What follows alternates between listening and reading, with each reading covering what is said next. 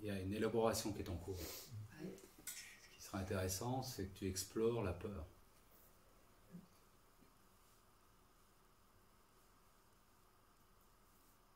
Ouais, la peur, elle me ramène au petit moi.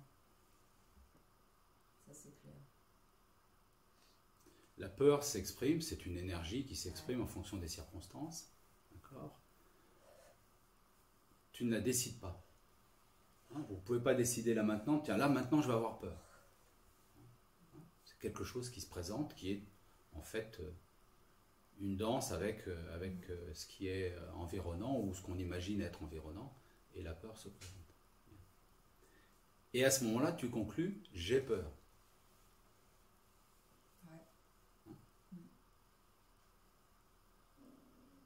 Et donc si j'ai peur, il y a moi qui est là. Moi existe. Et qu'est-ce qui semble être commun à toutes les expériences vécues? Moi.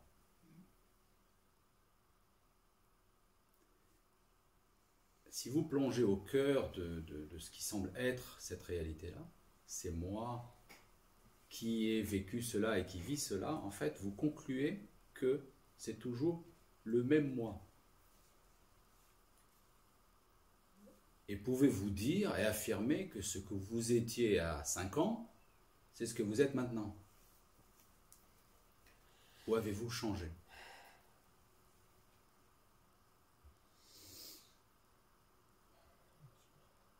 On a forcément changé. Ouais.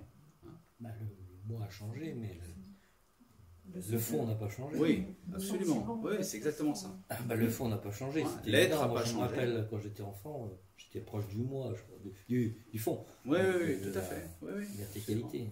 absolument. Donc l'écran n'a pas changé, mais le film change constamment. Et malgré le fait que le film change constamment, on croit que moi ne change pas. Que c'est toujours moi. Alors qu'en réalité, ce n'est pas cela. Et comme on part du principe que c'est toujours moi, c'est-à-dire le même moi dans le temps, okay, ça donne l'impression de continuité. Donc moi à 5 ans et moi maintenant, c'est la même chose. Ce qui est vrai d'un point de vue de soi, d'un point de vue de l'être, mais ce qui est totalement faux d'un point de vue de l'incarnation, d'un point de vue de ce que je considère être moi. C'est-à-dire ce corps.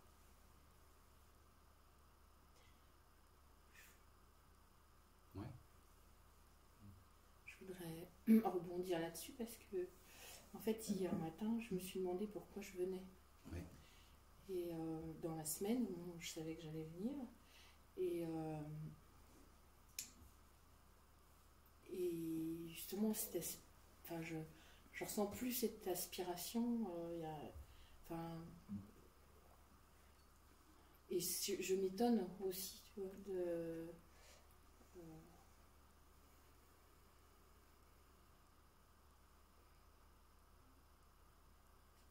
parce que je reconnais pas, enfin je me reconnais pas en fait, par rapport à...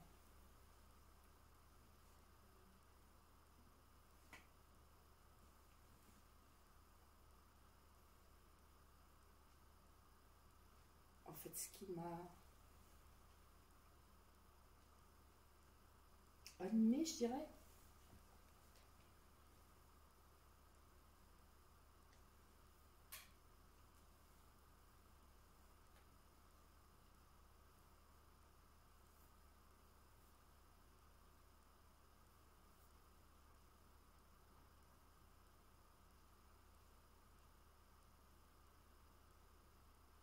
Question. Enfin,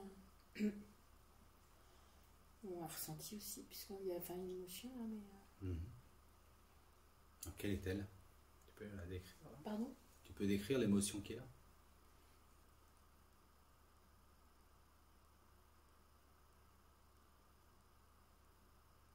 Sans réfléchir.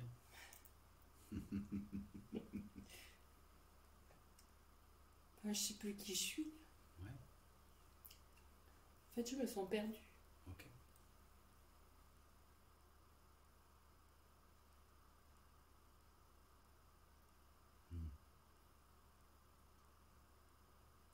plutôt une bonne nouvelle.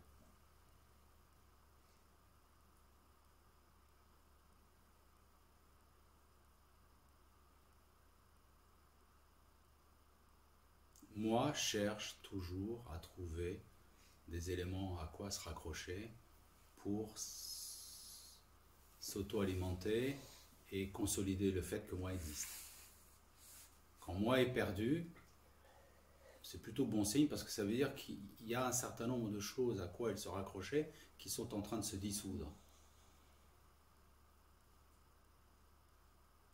Ici, il n'y a plus du tout notion de qui je suis.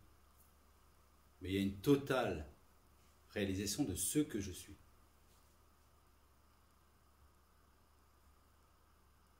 Qui je suis a disparu. Ce que je suis s'est révélé.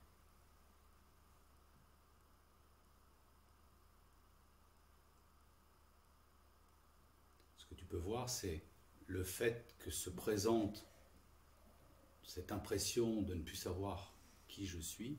Essaie de voir ce que ça provoque comme émotion. Qu'est-ce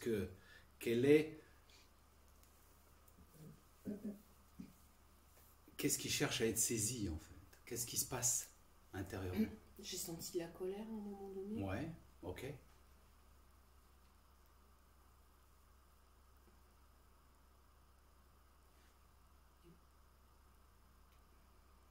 Je sais pas. Ok. Ce que je t'invite, c'est à avoir confiance. Même si tu es en plein brouillard, dans la nuit la plus totale, aie confiance. Ça va bien se passer.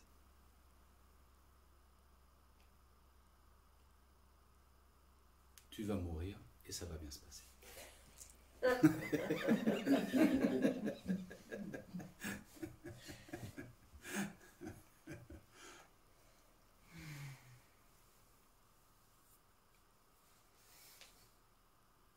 C'est un passage obligé. Tu vas mourir à l'idée que tu existes en fait. Pour renaître avec la conscience de ce que tu es. Là, ça fait venir un sentiment de peur de la folie. Ouais. Ouais, carrément. De perdre pied en fait par rapport à qui je crois être et sur la peur, l'inconnu de ce qui est après, ça on s'en fout, mais là, il y a une peur de la folie en fait.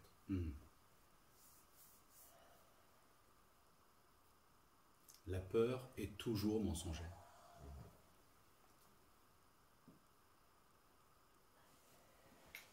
La dernière peur à se dissoudre, c'est je vais disparaître.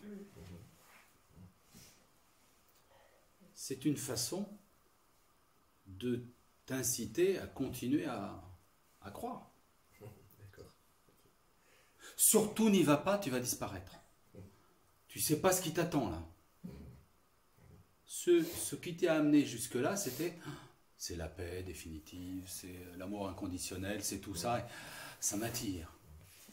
Et donc, tant que ça semble être meilleur que ce qui est maintenant, il y a une certaine appétence à y aller. Mais à un moment donné, il y a surtout, non, en fait, oublie tout ce derrière quoi tu courais, là en fait tu vas disparaître.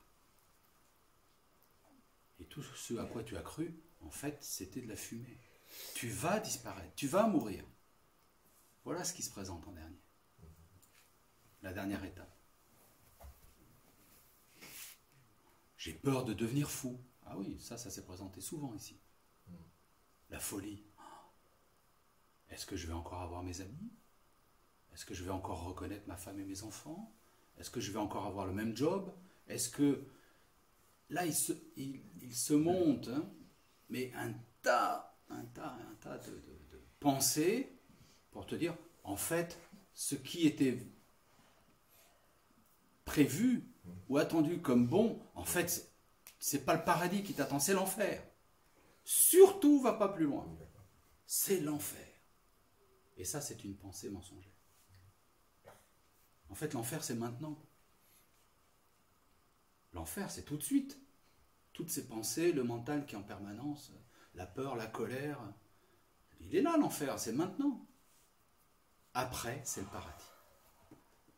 Et la dernière pensée, c'est non, non, en fait, ce que tu vivais là, en fait, c'était tranquille. Ce qui t'attend derrière, c'est la folie. Tu vas disparaître. Surtout n'y va pas. C'est une dernière tentative d'éviter la mort.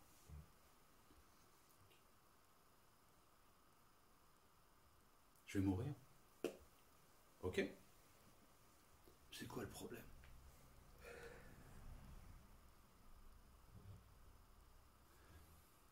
La mort a ceci de particulier, c'est que personne ne peut témoigner de cela.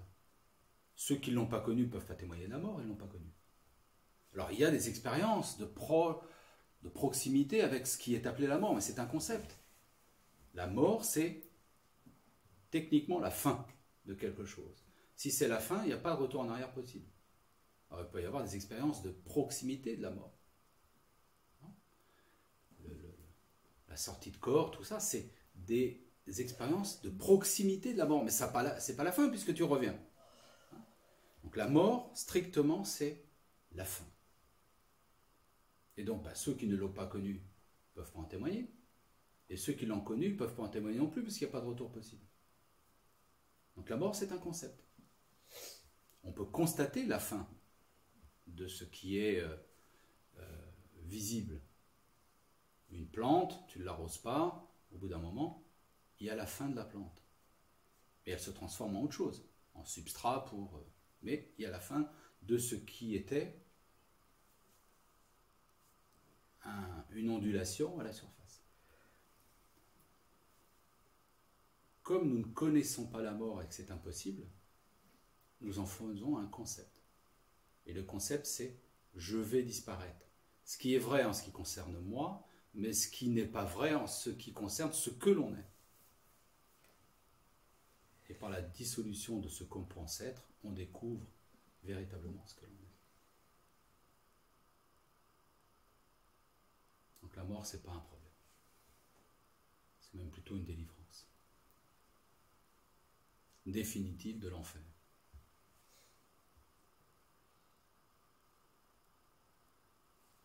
L'option qui se présente, c'est soit la sortie de l'enfer se fait alors que la conscience est encore là et qu'elle habite encore ce corps. Et à ce moment-là, il y a la réalisation de ce qu'est le paradis, ici maintenant, sans moi.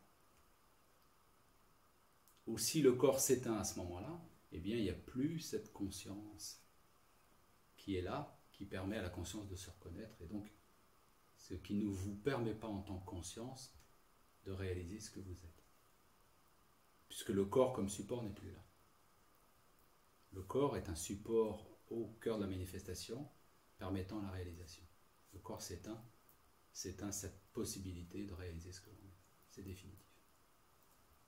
Mais ça n'empêche pas que ce qui a donné, le potentiel qui a donné lieu à tout ça, continue. Mais il n'y a plus la conscience au cœur de ce potentiel qui permet de... Donc n'ayez crainte. La mort est simplement un passage.